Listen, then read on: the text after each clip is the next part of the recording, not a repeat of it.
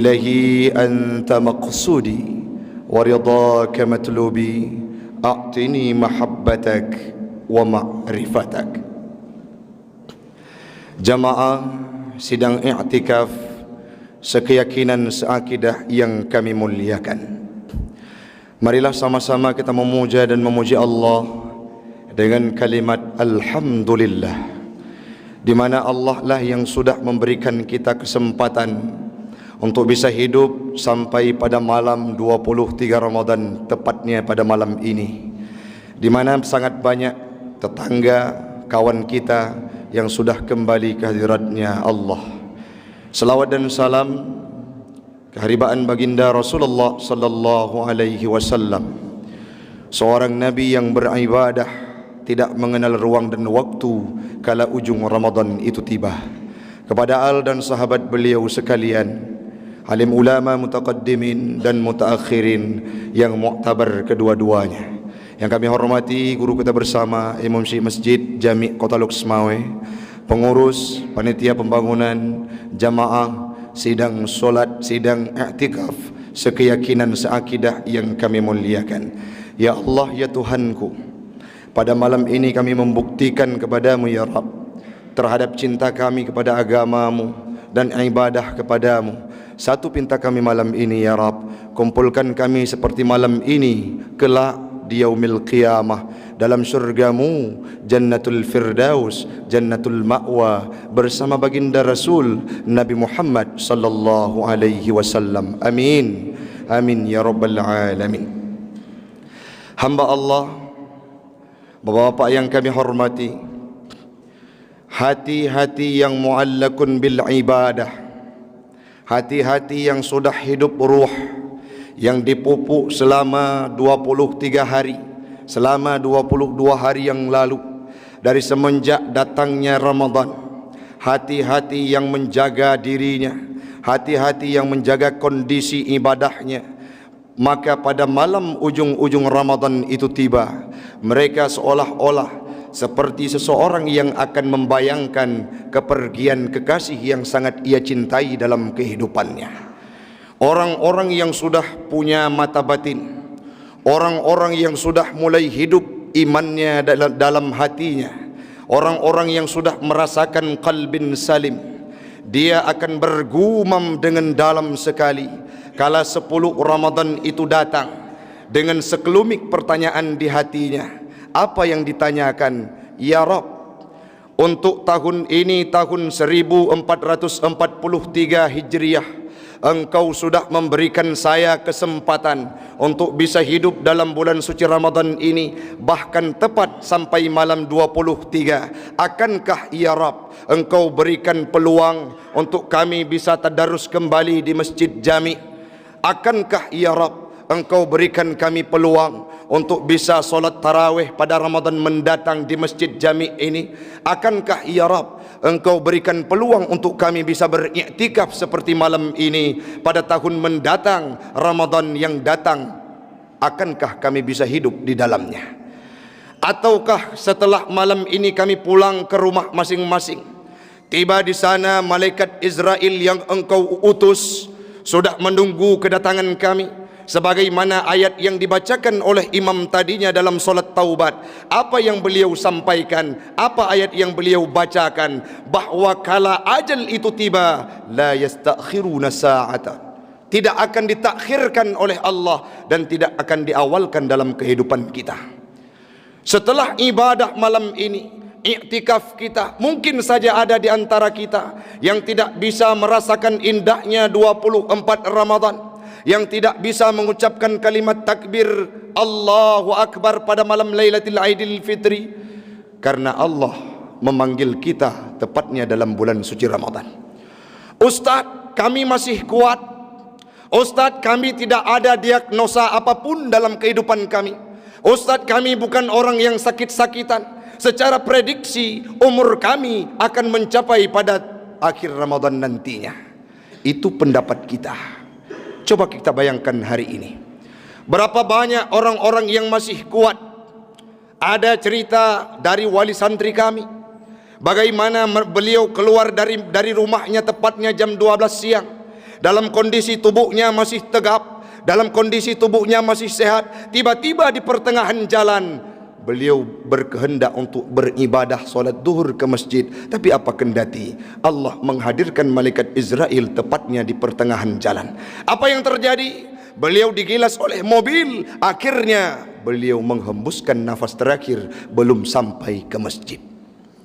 Bisakah kita katakan malam ini Ustaz Taufik masih kuat, masih bisa untuk beribadah pada hari-hari mendatang? Tidak ada satu manusia pun yang mampu menjas dirinya akan bisa hidup 1 jam ke depan nantinya.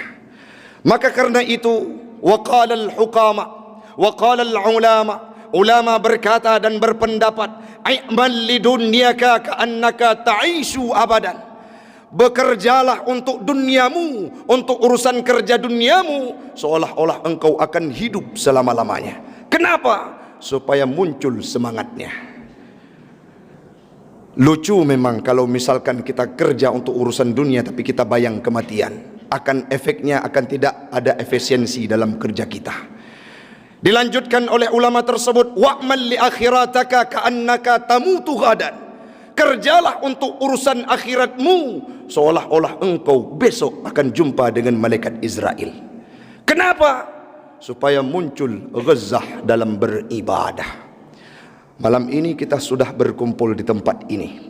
Bayangkanlah, seolah-olah kita pulang dari sini tidak sempat lagi berjumpa dengan orang tua, tidak sempat lagi untuk duduk dengan istri kita, karena ajal sudah hampir tiba dalam kehidupan kita.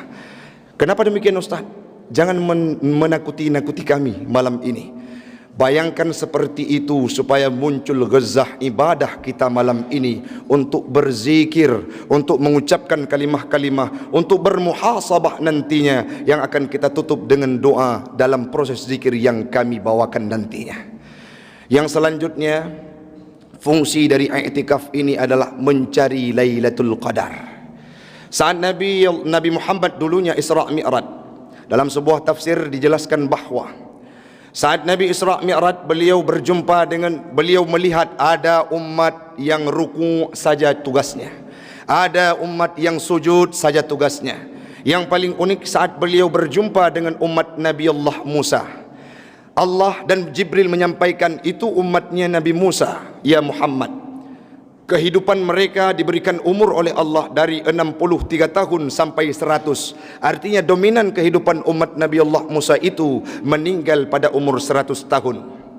Saat itu Nabi Muhammad merasa gundah. Wah, kenapa? Ya Jibril, bagaimanakah Allah menghidupkan umatku yang diberikan umur 63 tahun, sedangkan mereka tidak sanggup beribadah? Saya takutkan ibadah mereka lebih sedikit dibandingkan umat-umat sebelumnya, yakni umat Nabi Allah Musa. Lalu Allah menjelaskan kepada Muhammad, tidak perlu engkau gundah Muhammad, tidak perlu engkau takut Muhammad, akan kujadikan satu malam yang lebih mulia dibandingkan 1000 bulan. Itulah malam Lailatul Qadar yang aku turunkan pada malam Ramadan yang sedang kita menunggu di dalamnya. Apa implisit cerita tersebut yang disampaikan dalam tafsir tersebut? Artinya walaupun umur kita sedikit, tapi kelebihan yang diberikan oleh Allah untuk umat Muhammad tiada tara dan tiada duanya, lebih-lebih dalam malam-malam bulan suci Ramadan. Maka malam ini marilah kita pasangkan niat, ya Rabb, berikan peluang untuk kami yang beriktikaf di masjid ini mendapatkan satu malam Lailatul Qadar. Ada seorang umat masa Nabi Allah Musa bernama Hizkil. Beliau hidup 83 tahun beribadah selalu kepada Allah. Allah menyampaikan kepada Nabi Muhammad, ya Muhammad, jangan engkau ta'ajub karena satu malam aku berikan kepada umatmu lebih baik daripada ibadah 83 tahun umat Nabi Allah Musa, yaitu Hizkil. Maka malam ini inilah yang menjadi acuan, inilah yang menjadi dasar bagi kita untuk beribadah pada malam-malam Lailatul Qadar. Semoga semuanya kita akan termasuk dalam kategori orang yang mendapatkan Lailatul Qadar ujung Ramadan nantinya. Yang terakhir, sembari kita mengisi waktu luang malam ini dan beriktikaf mencari ridhanya Allah dan mencari malam Lailatul Qadar. Marilah kita isi dengan doa-doa kita kepada saudara-saudara kita yang berada di Palestina, yang mereka sedang memperjuangkan masjid tercinta kita. Kebetulan untuk tahun ini perayaan, tahun ini ibadah bulan suci Ramadan itu berbarengan dengan hari besar umat yang bukan beragama Islam ataupun Yahudi, sehingga ibadah kawan-kawan kita, saudara-saudara kita di Masjidil Aqsa terusik sampai detik ini.